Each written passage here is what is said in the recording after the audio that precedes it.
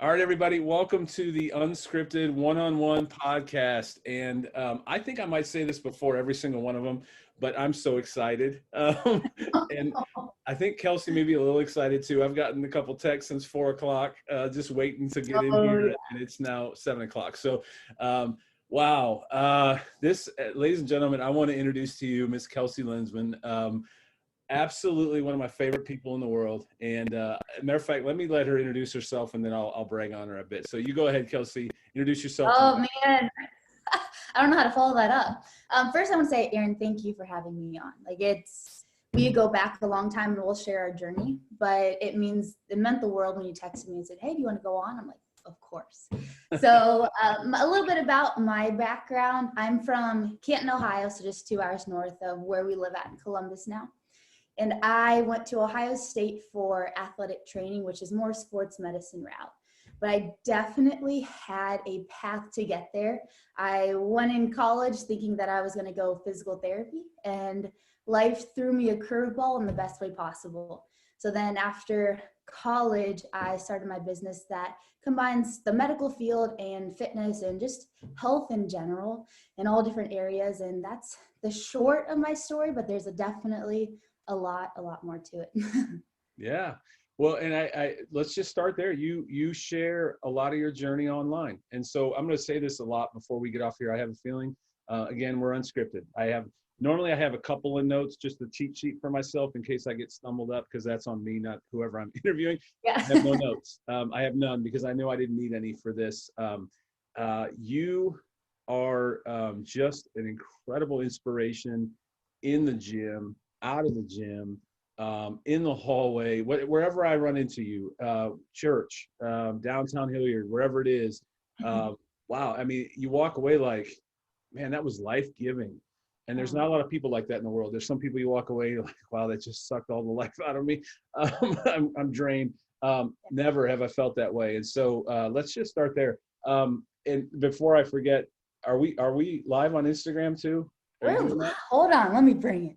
I have no clues on there, but we are. Say hello. Okay, great. All right. So I don't even know what that means. I'm not smart enough to understand how to do that. Kelsey asked if we could, and I'm like, hey, Let's go, girl. So you lost me at Instagram. You share that journey. And so first of all, and I always share with the audience, at the end of this, I'll put a blog post out and there'll be links, and we'll make sure we get all your links before we get off of here. But you share your journey on Instagram very openly, and that is powerful. I know that the people that do follow you, myself included, my family, we see it, we know, and so sharing your story, like you said, you do a fantastic job of doing that online. So amazing. I appreciate that. It's first, thank you for all of that, because I am one of my hardest critics. I am very hard on myself. So hearing that means the world to me. But going along with sharing my journey, especially on social media, it's really important for me for people not to feel like they're alone in their own world. And it's so easy nowadays with social media, with Corona, with everything that we're in, to feel really alone, isolated, feel like our problems are only our problems and that our world is crashing down. And that's why I've worked through a lot of the mental barriers that I've had, but I still have a lot. And my life is not like rainbows and sunshine that social media can sometimes shine on certain people. And that's where I want to connect that with. And I want people to feel like, oh, she goes through that too. Oh, she has that struggle too. And I'm like, yeah, definitely. So that's something that's really important, that it's not just, oh, look at this life that a lot of people portray. It's, hey, I can connect with her because she's a real human. She actually goes through that stuff. And that's something that is really, really important to me and my reason for almost everything that I do. And you're fantastic. And I was going to mention that again too. There's obviously a lot of admiration on my side for everything that you do. And so the next, you mentioned that, and I think one of the places you connect is obviously in the gym. And am I saying that? Is that the right word? Do you call it a gym? Yeah. weight room, whatever you call it. Yeah, I call it Okay, gym. weight room, wherever it might be. I know myself, I'm actually going to have Marcus on a little bit later. Okay. We're going to record one, and Yeah. Marcus Fridays, I've never been more sore or more I bet confused in some. my life. But Kelsey came alongside and she's like, hey, just do this and do this. And of course I couldn't do what she was telling me to do because it was a lot harder than it sounded, but but she gave grace and she was kind and all that. And so I know you've made a connection. I'm going to be all over the place, I think, and unfortunately that's just me. So but let's transition to that, because I think that has carried over for you. You're working with Hilliard Schools now, correct? Yeah. I work with a lot of the teachers here, and I have fortunate to have a really close relationship with the wellness director. And that's something that changed my entire life trajectory. Is I came from a different area in Columbus. So I wasn't in Hilliard. Came to Hilliard, we were working together, and I got connected with one of the elementary schools here. And what they have done for me and what we've done together is something that I could never even repay them, because they've shown me, we've worked really close with movement, with mindset, with challenges. But one thing that they've continued to do is show me how important community is. And they'll come in the gym at 5 a.m. in the morning, and it's just us, like 15 girls before Corona, from teachers, all different Hilliard schools. And they're coming in and we're forming that bond, we're forming that community. And that has transformed my life. And I've heard from them that it's just changed their life too. And that's something that I think is really important, that Kate, one of the principals there, she said, Kels, what we're doing is not just the movement. It's not just about working out. It's not just about physically what you're seeing in the mirror. Right. It's about what we're doing, building a team together. That in the hallways, they talk about, hey, yeah, that workout was tough, but hey, we did this. Or, Yeah. hey, look, you had a PR today. And building that connection that is so much deeper than, hey, can you get this assignment done? Or, hey, let's get this task done. They feel a part of that. And that's something that Hilliard Schools, I can just not say enough about them, and just enough about their values, because that's something that I see throughout almost every school, and especially the director, that they value that piece that is just intangible. And I'm super fortunate with it. Yeah, and the thing that I remember you and I texting once about what I told you was that you have a gift of going second, and you give the gift of going second. And I think not just on your social media, like we already talked about, but in the gym, weight room, whatever. It's all the same. It's all the same. Let's just call it a gym. You have that gift of giving, the gift of going second. And what I mean by that is, for those that don't know, that means you're willing to raise your hand first and say, hey, here's where I'm at, or I'm walking through this in life, or, you know what, I can't do that when I first walked into the gym, I couldn't do that either. And that gives me, there's a me too, in that says, you know what, I'm not alone, like you said. Or also, you know what, she went first. She was vulnerable. She put herself out there. She was willing to say whatever it might have been. I'm going to say it too, because I get the gift of going second, not first. And so you've always been first on those. So with that, I think that's the connection that you made initially with that class. Is that right? Like you made them feel welcome no matter where they were on the fitness spectrum or mental wellness spectrum. Isn't that right? Isn't that about where you're kind of that your sweet spot? Oh my gosh, yeah. Because I was never the girl that was always the confident, or I was never the girl that grew up this like invincible human. So I know what it took me to get there, and took me to go over those humps that I never thought I could get over. So if I know I can do it, and I know this is cliche, but anyone can do it. And I'll tell a quick story that aligns really closely with what you said. There was this woman, and it was at Hilliard Schools when I was at one of their schools. And we'll say her name is Kelly, just to keep it confidential. So Kelly, I was at their school, the first class, and I used to go there every Monday before Corona. And she came to one class because her other teachers would say, hey, Kelly, you have to get to this class. Like, come on, just come with us. And so I remember this vividly. We were outside. It was her first ever class, and she was so nervous. We did like a little warm up, and she walked. I could tell she was walking, and I can just sense on people's when they're just really nervous, because I've been there and I can just sense that. So I went up to her. I'm like, Kelly, how you doing? And I introduced myself, and I connected with her on a deeper level, and she goes, Kels, I am so nervous about this.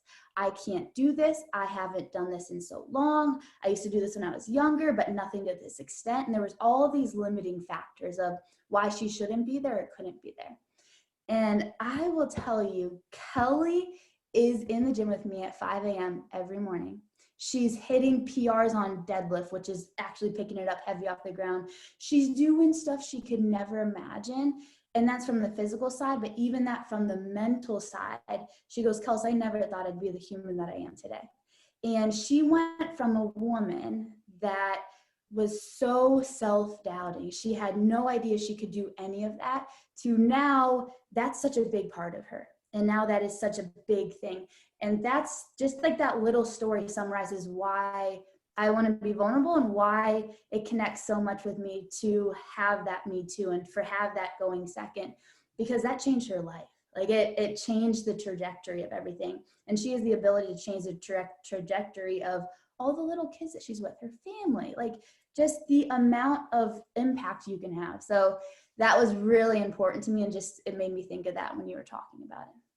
Yeah, and I wanted to start there because there's a lot of places we can go. We may go over a half hour. I don't know. Hey, I'm good with that. I could talk for because there's a lot to cover. But I wanted people to understand, and it is cliche.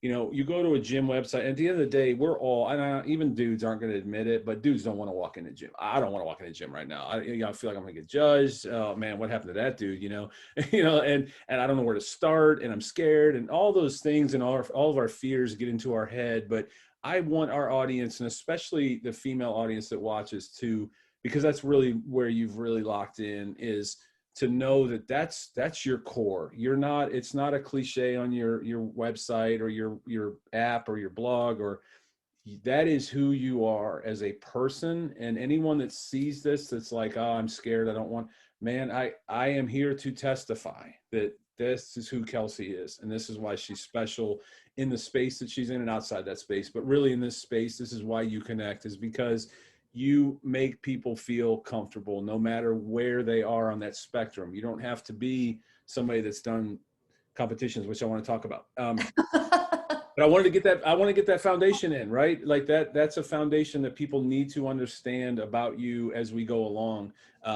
That's important. It's very important for everything that you're doing. So let's transition to that real quick, if you don't mind. Yeah. I tell people, and I seem to be the one talking, but I tell people that when I first started seeing Kelsey's workouts posted online, it reminded me of Cat in the Hat when he's standing on a ball and he's holding it, and he's got all this stuff and you're just waiting for it to fall. That's the kind of workouts that Kelsey was doing. Like she's standing on a ball with like a barbell on one side and a kettlebell on the other side, and she's holding a piano on her nose and like crazy stuff. And I'm like, wow, that is unbelievable. But so you've put yourself through some stuff, some diet, to get to competitions. And can you talk about your competitions, some of the crazy stuff that you've done? Crazy to me, but for you, it was all with an end game. Can you talk about some of those? Oh my gosh, it's along the journey. First, I was someone that never thought I would do any of it. I'll tell you that. The Kelsey 5 years ago, if you told her everything that she's done, I said, you're out of your dang on mind. So I started there, basically. I started getting nervous going to the gym. And then as I progressed, I'm someone I need to push myself. And for me, I lead by me going first, like we talked about. I lead by me pushing myself. And I remember I was at Ohio State still, I was going into my senior year. And there were some birds in my ear that said, oh, like, have you thought about competing? And this is more bodybuilding focused. I was in the gym. I'm like, no way. I'm not going on a stage in a bikini. That's just not who I am. And as I kind of just started really focusing in on myself, I'm like, well, why not? Like, why? Yes, it's not you, but it's this journey that I was kind of really curious about. So then going into my senior year, I prepped for that bikini competition, bodybuilding competition. I did 3 that first fall, 2 local and then 1 in Florida, nationals in Florida. And that was my first dose of this whole fitness world. And that was my first dose of, oh, what is this? So then after that, I reversed out of that, which when you diet down, you have to reverse to get back to what your actual healthy is. And then, of course, I went back into it to do it again. And I was addicted to the journey. I was addicted to this grind of, can you do it? And can you push through those really hard workouts? And that stage moment, it wasn't about looking like how I was on stage. It was, okay, I got through those really hard days and I'm here. And not many people will get there because those really hard days will hold them back. So it was all about that similar journey. So then going into that second year, I did two, once again, bikini competitions. And then I'm like, you know what? Let's go to a powerlifting competition, which is literally the complete opposite of that. So bikini is more aesthetics. Powerlifting is all about weight. So then I've done 2 different powerlifting competitions, and I wanted to break this stigma of girls and lifting heavy. Like, I just wanted to break this, whatever you see as a bikini girl, whatever you see as a regular girl, I want to say that you can lift heavy, kick some butt, and do it, basically do it all if you put your mind to it. So I've done those 2, and then I did a half marathon I've done, which is the craziest one I've done, is a Go Ruck competition, which, not a competition, basically a challenge where it's more military based, and you go and you, from 9 p.m. to 9 a.m., you do this more military operations type thing. So I've done a little bit of everything, but because I'm always like, all right, what's that next thing? What's the next thing? So we'll see what that next thing is. I mean, for me, it's getting out of bed in the morning. Yeah, right. I've been there. No, that doesn't count. No, no. And I can testify again that I remember you telling me that. And when you were, did you call it sculpting or shaping or? Yeah, I mean, it might have been cutting if I was in. Thank you. Yeah, It was something. Yeah, I remember you talking about that and saying, I don't care about the result. Honestly, it's the journey. It's the discipline. It's, that the mental toughness, those things. So I remember that from you telling me that. I'm like, wow, when's the pizza getting here for me? Yeah, just felt that too. Well, and I remember we'd have pizza and you were like, nope, sorry. And you had that discipline that it takes. So again, just another place that I'm just so inspired by your journey and as long as I've known you, for sure. And then the half marathon, you like barely trained for that, right? What's the most you ran, 6 miles? It was not my best choice. So I was preparing for a powerlifting competition, and you don't run in a powerlifting competition. Like, it's not it. So then my dad, it's actually a cool story. So my dad, we're very similar. He was definitely one to push the limits. I never thought I would be, but I got a little bit more from him. And so he ended up texting me, he said, hey, do you want to do a half marathon? And he just got a hip replacement. He just, like, you're not supposed to run on a hip replacement. So he kind of planted this seed, and I'm like, let's go for it.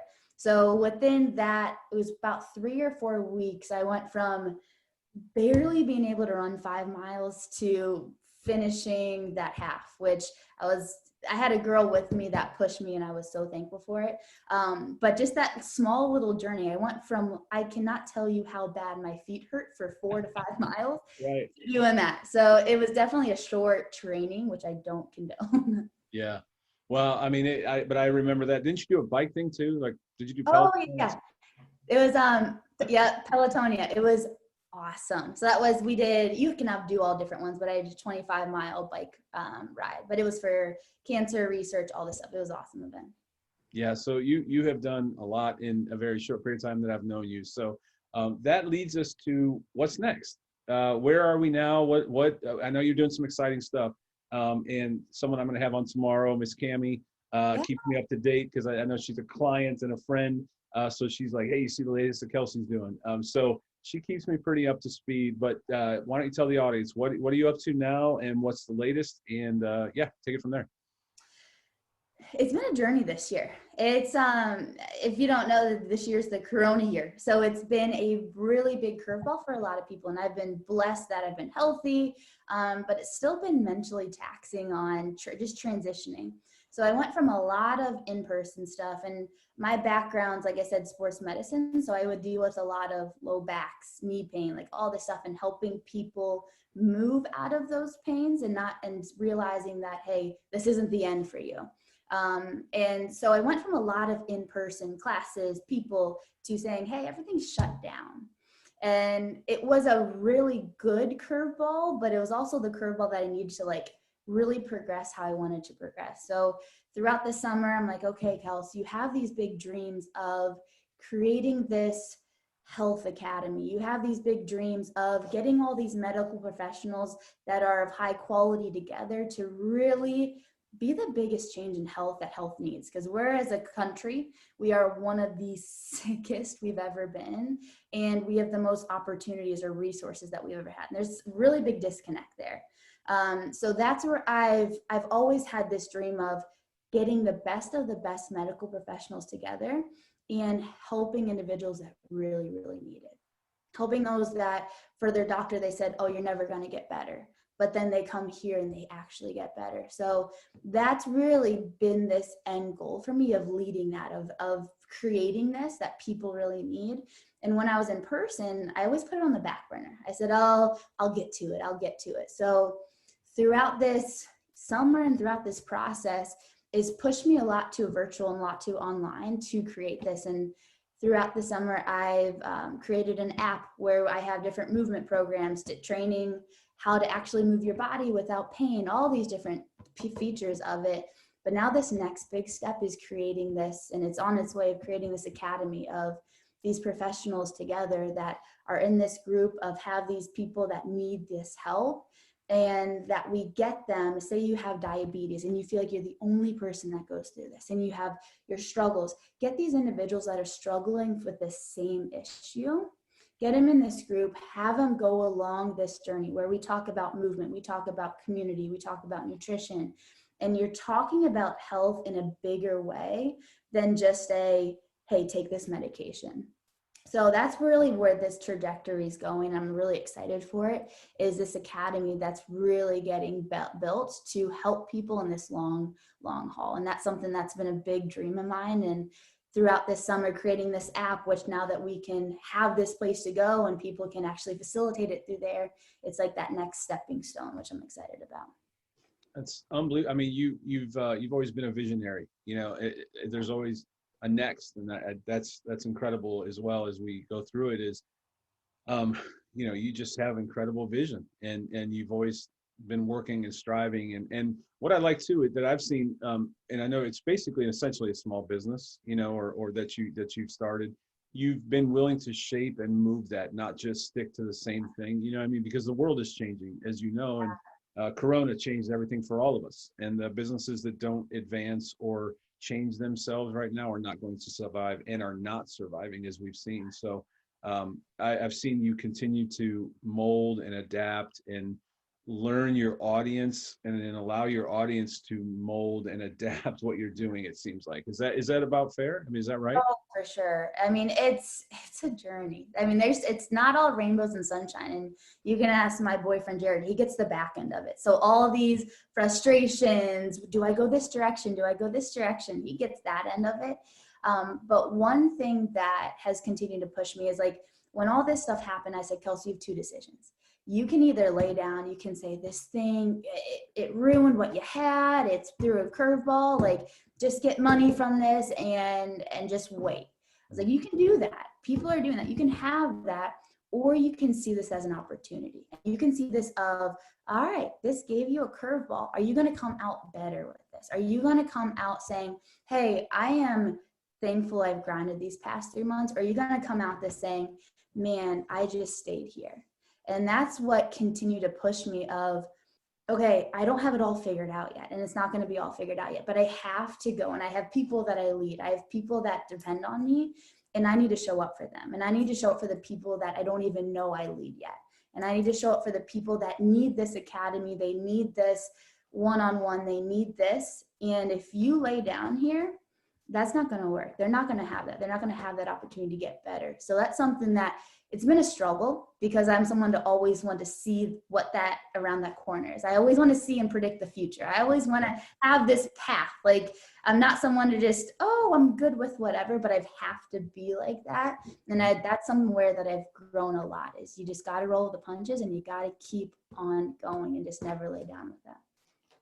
I want to say that that's, you know, we obviously know the devastating things that have come out of COVID, physically, mentally, kids losing programs, sports, seasons, tournaments. The Big Ten's back today, so I guess a lot of people will be happy for that. But there's been a lot of loss. But the one thing I've heard, and it's been interesting on these podcasts so far, is people found something too, and they found a new journey for themselves, or they found some of us found some weight that we didn't have before. But I mean that. I mean, I think people found purpose, and because we were forced to do so, we had no choice. And I don't think a lot of us were used to that. We were used to our scheduled life. We were used to knowing what we're doing on Friday and assuming that place will be open and how many of our friends can come, and all that has been wiped away, and we were not ready for. Not only were we not ready for the virus, that's a whole nother conversation. We were not ready for mentally what we were preparing for. Now the goalposts have changed, and we keep moving the goal line, and whatever. That's again another conversation. But I think I'm getting that out of all these calls is so many people found something, a podcast, a new hobby, a new inspiration. Because they had to. And so many people that were so scheduled have now learned that life isn't always going to be scheduled. So that's fantastic. And it doesn't surprise me at all that in that kind of thing, you would find the grit and toughness to find a new purpose and a new thing to do. That doesn't shock me at all.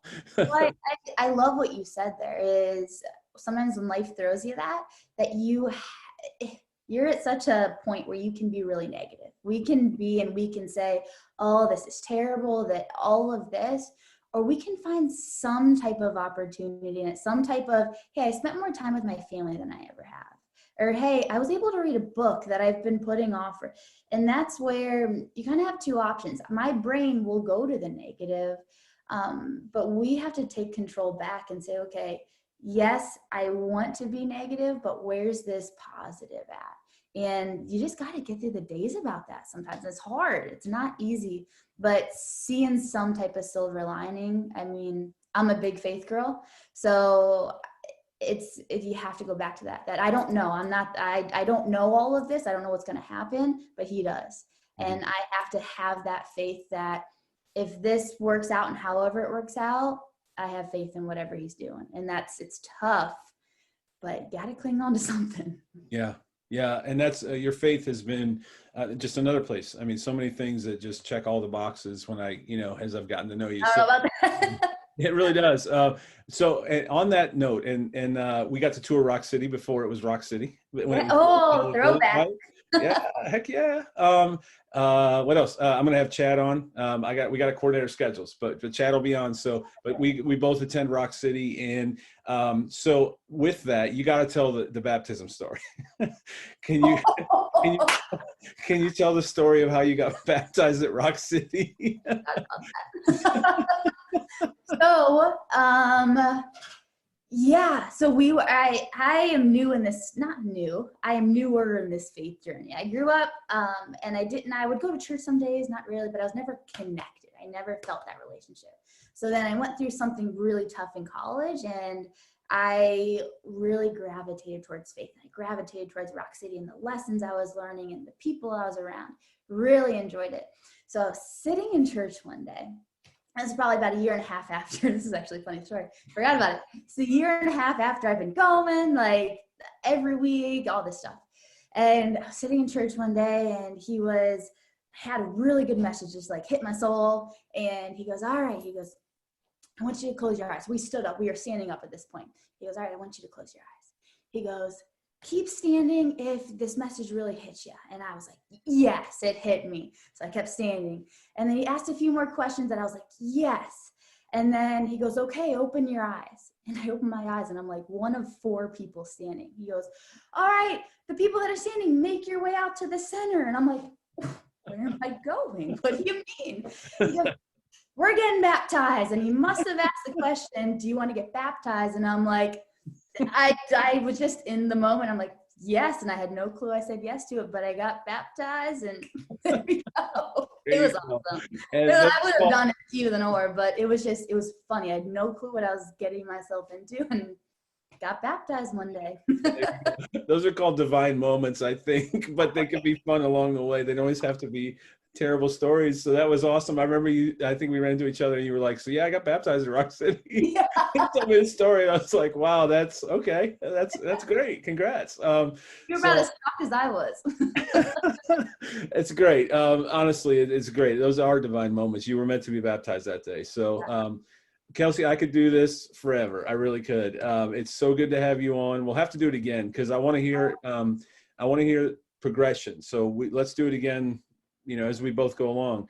Maybe I'll have better techie tools by then, and do something cool, or a ring light like you have. No, that'd be great. We should get you on again. So before we get off, can you tell everybody all your links? How do I find you? Where's your app? What's your web address? And all those things I will put in the blog post as well, in case anybody's listening and they're driving. I don't want them to try to write this down. So yeah, tell us all about you. Where can we find Kelsey, and where can we get involved? What programs are you running right now? Are you kicking something off? Is there all of it? Just give us all. You asked for it. All right, let's go. So interaction wise, I am mostly on Instagram and Facebook. It's just under my name. So Kelsey Lensman. I try to be very interactive on there because I know that's where a lot of people are, and I want you to reach out to me, and I love talking about people's stories. So Instagram, Facebook are my main two socials. I have a website, KML Movement.com, that has everything that I'm doing there, but I'm doing basically two things. One is the KML Strong membership, which it's really low budget per month. You get 3 programs, and we get the community. I just wanted somewhere for everyone to be able to go, especially in this time where you might be out of a job. You might be not able to pay so much. And so really high quality value for just creating this big community. So that's the KML Strong membership, which you can see on my website or just reach out to me directly. And then outside of that, we're doing the Health Academy, which it'll be launched here within about a month or 2. So it's definitely coming up, and I'll be talking a lot about that on social media, but also website wise. And that's where we work one-on-one with you in this community and tackle everything about health. So you have a movement program, we have a one-on-one nutrition program, but we also have live calls where we get a mindset piece in. We get movement. Like, it's just a really comprehensive approach because health is not just dieting down. It's a lot of different things. So membership or the academy is going to be my 2 offerings there. And I think you mentioned an app. Can they get that online? How can we get the app? In the Apple Store? Yeah, so you can go to the App Store and just type in KML Movement. And that right there, it's a free download. And you can also, that's part of the membership piece, where if you get the app, you can easily get KML Strong and have access to all the plans, all the community, all that. Awesome. Well, I think that's probably a good place to start, is people follow you on social. They'll start to get a feel for everything we've talked about here, and that you're not and I no disrespect to anybody that's in the gym, being a trainer, those kind of things. But you're not your average, walk in and somebody just says, all right, here's your workout, and you move on. That's not who you are. And hopefully people have heard that in this call, or podcast, whatever we call these things. Hopefully they've seen that and they heard that. And if they haven't, or maybe if they're still not sure, I have a feeling if they go to your social, they will get a feel pretty quickly that you're doing exactly what you are. You practice what you preach, and you are who you say you are. And I'm so thankful that you're my friend, and that you've been such an encouragement to me, and that you would come on, and we've both been looking forward to this all day. It's been fun. So we definitely got to do it again. Oh, no, Aaron, I appreciate you. And we go way back from years, and you are one of my first individuals that really believed in me. And I'll tell you, that means more than I can even put words into, is that belief. Because there's a lot of times I doubted myself, and you kept me going. And your every time inching in there really helps. So appreciate you, your family, your girls, your wife. It's just good humans. So I'm excited and appreciate you. All right, we better get off, because I'm gonna get all teared up and choked up. My makeup's gonna run. Together, Aaron. No, I'm just kidding. We appreciate you so much, Kelsey. Thank you for being on, and we're gonna do this again, no doubt about it. Definitely, I'm down. Whenever you're down. Awesome. Best of luck to you. Talk to you soon. Thank you. Talk soon. Bye.